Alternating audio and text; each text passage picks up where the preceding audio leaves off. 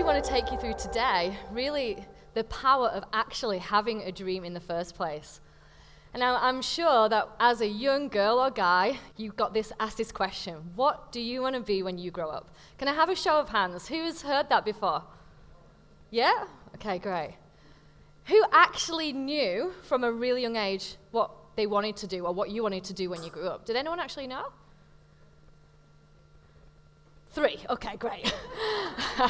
No, me neither. I never had a clue what I wanted to do when I grew up. So, when I was really little, it didn't matter, I'd have these big dreams, and my mum would be like, great, you can do what you want, go for it.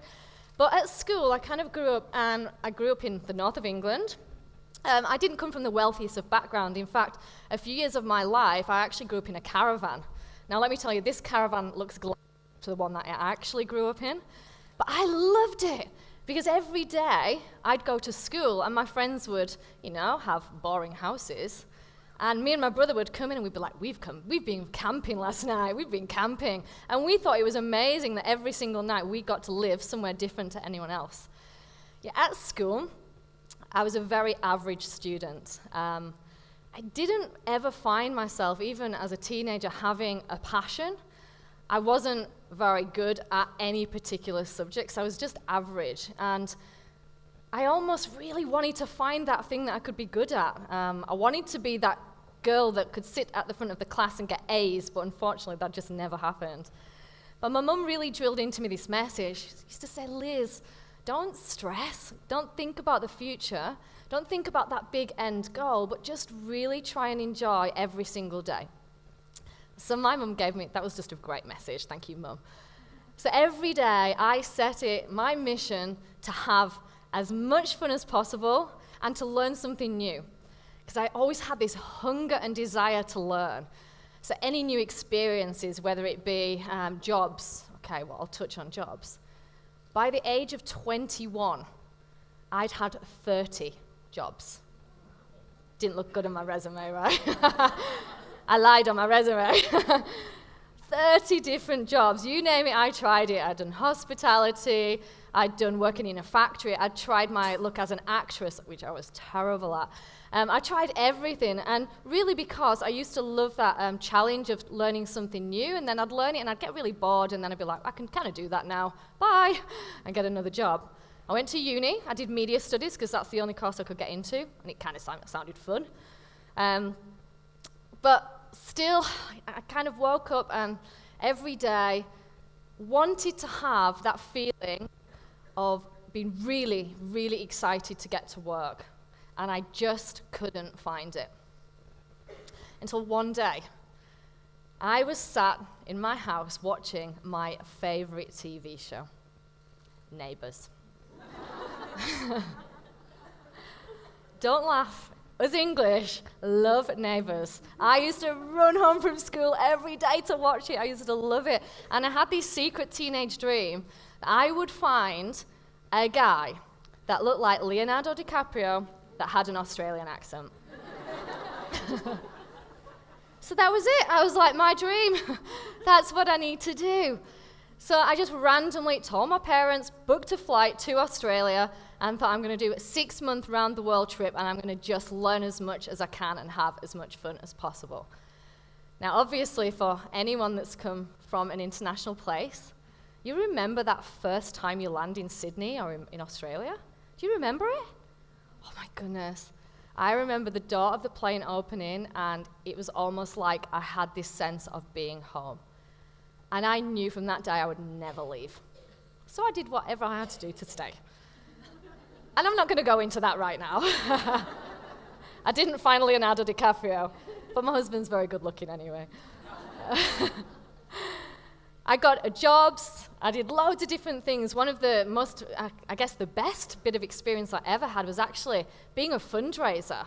I'm not sure if anyone's ever done this before, but I every day used to hit the streets and represent all of these global charities and have to somehow persuade people to donate $35 every single month to a cause. Now, this was really tough. I had an even dodgier accent than I do now back then. This is 16 years ago. So I used to stand on the street and try and stop people and people would look at me and insult me or just say no or tell me to get a real job and tell me to go back to England. It was just no, no, no, no. And I remember the first few days of doing this role, I'd cry. Every day I'd be sat on the corner of George Street in Sydney crying. But looking back now, I actually see this as one of the key pieces of experience that has actually helped me get to where I am today. Because that learning to have and to keep a positive attitude and to keep focused on your dream, no matter what is being thrown at you, was really something that has allowed me to, I guess, do the things that I've wanted to do. Moving forward, the first time I ever invested time into dreaming was because I'd been given this really big opportunity to start my own company. Now, I Googled how to start a company, right? I ain't got a clue about anything. But someone had given me this opportunity, and I was like, right, well, I've read somewhere on probably Google that it's really important as a business owner that you have to have a vision. So what I decided to do was basically lock myself in my bedroom where I was living, lay down some really big pieces of paper, turn my phone off, and for 2 hours, I forced myself to dream as big as I could. Has anyone ever tried this before? Try it, please. It is so hard. Because suddenly, your mind kicks in on your brain, and your brain will tell you are not good enough. And it will tell you, no, you can't dream that big, that's stupid. Go back to working as a waitress. Oh, you can't tell anybody this. Imagine, they're going to think you're crazy. And through those 2 hours, these negative and limiting beliefs were just I was throwing them at myself. And I tried to sit there and kind of get them out of the way. And whatever dream popped into my head, I tried my best to write it on paper. And this is something like it would look like in words, but now in pictures. I decided to dream of running this incredible company with a team of world changers that were all really fun, and we'd have awesome days at work, and we would travel. And I dreamed of really being able to help women because I'm really passionate about, these young girls that are coming through schools that have got incredible leadership skills. And I'm really I decided actually at this point really that I really wanted to do something to change the world. So I set this crazy dream in motion to raise $200 million. And after doing all of that, I phoned my mum in the UK. Hi, Mum. I've got this awesome dream. I'm going to raise $200 million to change the world. All right, Liz. It's what you're having for your dinner. And that's pretty much what everyone thought. The first few times I said it out loud, honestly, the looks that I would get would be crazy. I just continued to talk about it. And I set my first company, which was called Zest, and it was a marketing and promotions company. It was an incredible ride. I grew really fast. At the very, very beginning of this journey, I was highly motivated, and I worked really, really hard. We grew offices all around Australia and New Zealand, and at one point, I found myself having 100 staff, and I was like, how have I done this? I don't know. People are going to discover I am a fake because I really don't know how this has happened. But the thing that I noticed after a few years of running Zest, I was very, very lonely in business. And I looked around and I realized one day that the only other business owners that I actually knew were guys. And honestly, I kind of really wanted to find other women that ran businesses.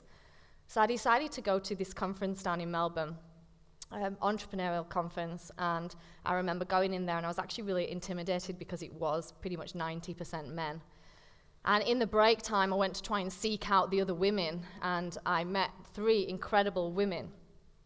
And we just started to have a little bit of a talk, like, wow, how come there's not really many organizations that look after women or, any meetups for female entrepreneurs? Because we're different, we run businesses different. I cry all the time. And I really wanted someone to cry on the phone too that would basically tell me to get my shit together and I'd go and do it. Different when it's coming from a guy. So we had a coffee, and over this coffee, we just thought, you know what? Why don't we just put together an event? So we just went onto Facebook there and then, and we decided to book a table at a local bar. I think the table was for 12. And we just put an advert out on Facebook that said, are you a female business owner? Would you like to join us for a coffee or a glass of wine? We can just talk about business. And then we just put it out there. And in 2 weeks, we didn't just fill the table. We accidentally filled the entire bar and had just under 200 Melbourne-based female entrepreneurs turn up at our event. And that was really when I understood the power of females in business. And the League of Extraordinary Women was born completely accidentally. And that's continued to grow. But I'm not going to focus on that. Because still, even though I was filling one of my passions with the League, there was still something that was missing. And everything changed for me in 2011 when I found myself in Cambodia. I literally spent one day with a charity called Sunrise, founded by the amazing Geraldine Cox. And I went in there, and there's these incredible children, and I got to know them, and their backgrounds are not nice, It's the backgrounds we read about. They've come from begging circles, slavery, rescued from child prostitution. And the one thing that really stood out to me, which was really interesting, was that every single one of these young people that I met had so much potential. Like, it shone through. Their confidence was great. Their positive attitude was just radiating from them. I met this girl just in the center here called Wow, and she absolutely deserves that name. She was amazing. Her story was, as a young girl, she was sold into a begging circle and trafficked over to Thailand, and lived with 30 to 40 other young children. Every single day, the men would send them out onto the streets of Bangkok where they would go and beg for money. Now, for whatever reason, Wow was not a good beggar. So one night when she actually got back to the house that she was living in, she got taken into a separate room from everyone else. A man walked through the door and threw a liter of battery acid in her face. And she was completely left to heal. Now, I say that and it makes me really sad to talk about.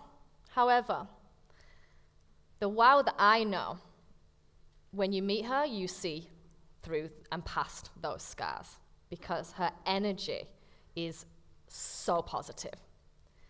So after spending a little bit of time with these kids, I was like left, and it was, as cheesy as it sounds, it was like my life had changed. It had impacted me.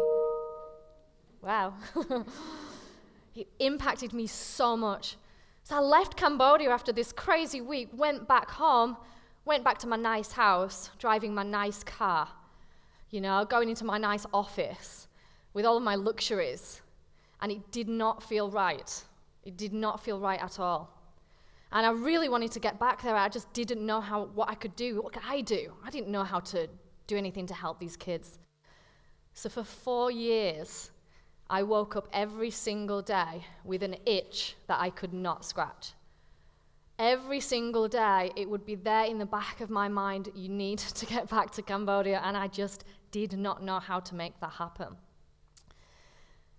My business at the time, this was quite a few years later, 2015, my business at the time, it was still going great. Did I like doing it anymore? No. It was almost like I'd been through a stage of where I completely outgrew what I was doing. And I was sat on the couch with my husband one night, and I'm English, so I like to moan. I was moaning. And he was like, Liz, what is the one thing that you always talk about? And I was like, what, pizza? I love pizza. And he's like, Cambodia. And I'm like, yeah. And he was like, you've got to do something with Cambodia. And it was literally like this quick flash of an idea, and everything rolled out. I knew exactly what I was going to do. I was going to put together a team of the most incredible Australian business owners. And we would fly to Cambodia, and together we would run the Dare to Dream workshop series, which would actually use our skills and pass them on. We'd teach these students how to be entrepreneurs.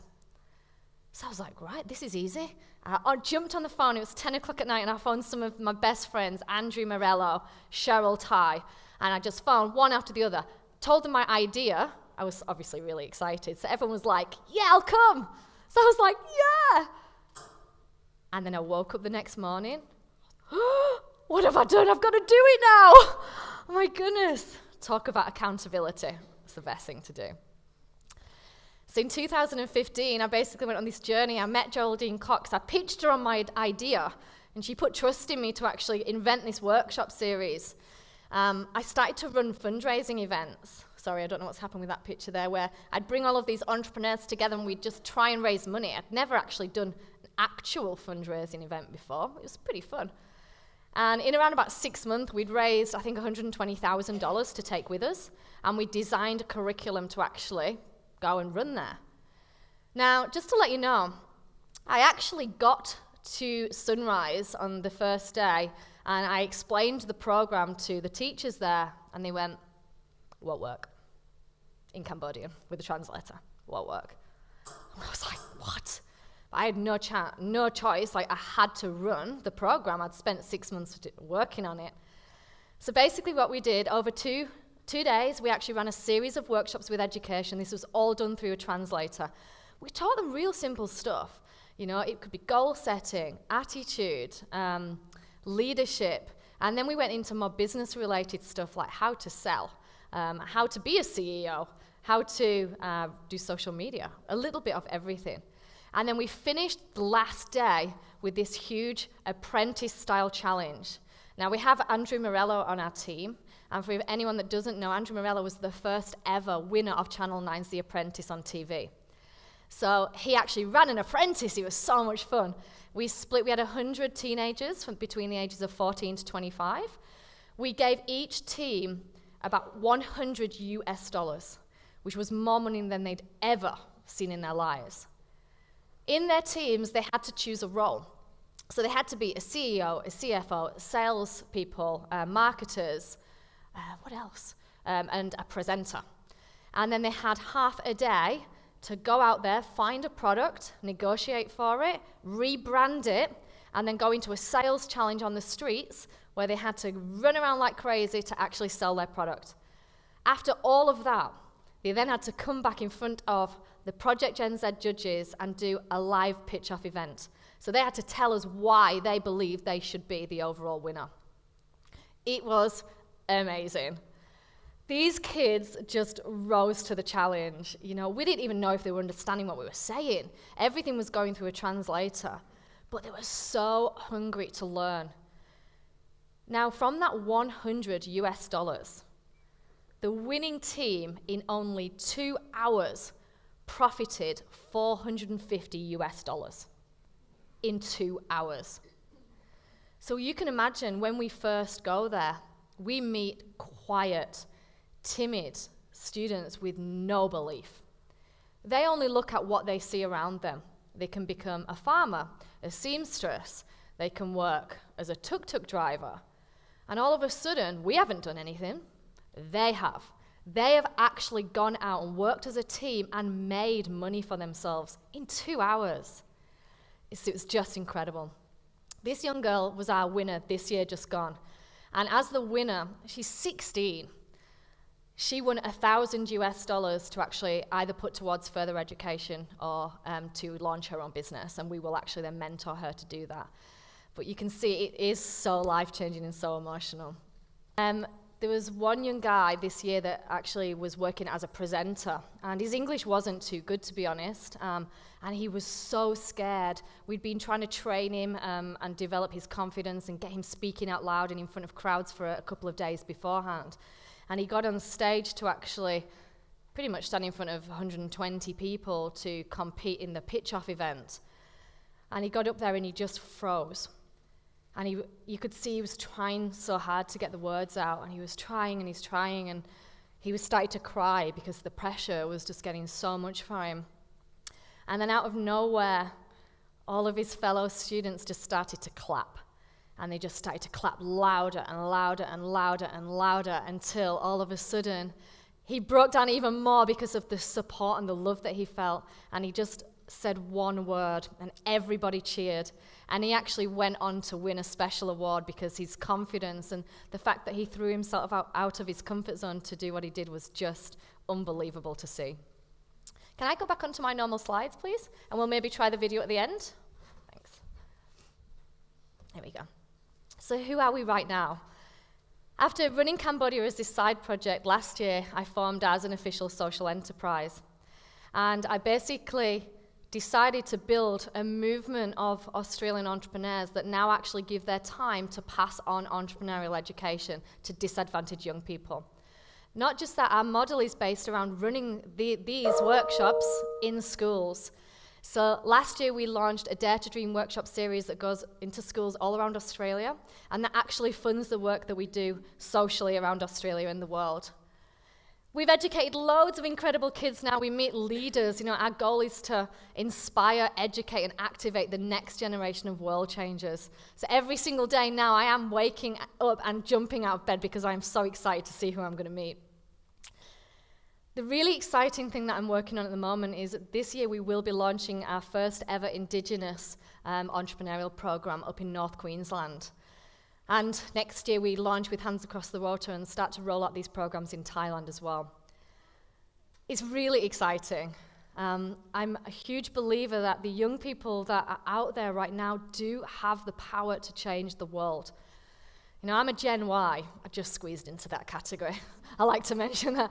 I'm a Gen Y, and from the generations before me, my parents' generations and even Gen Ys, there's been problems that haven't been able to be fixed. And I really believe that Gen Y have got that power. They've got incredible confidence. If we can nurture them and help them find that seed of potential and help them dig and find their passion and purpose, then really anything is possible. And this is my favorite quote, obviously. Steve Jobs, what an absolute legend. But this can be everyone. We've raised now $156 million in the last 11 years, which is really exciting. Haven't hit my goal of 200 million yet. But now when I say it, people don't look at me like I'm crazy. They just go, yeah, okay, you'll probably do it, which is definitely a really great turnaround. Well, thank you so much for coming along today, and I hope to see you all again very soon. Thank you.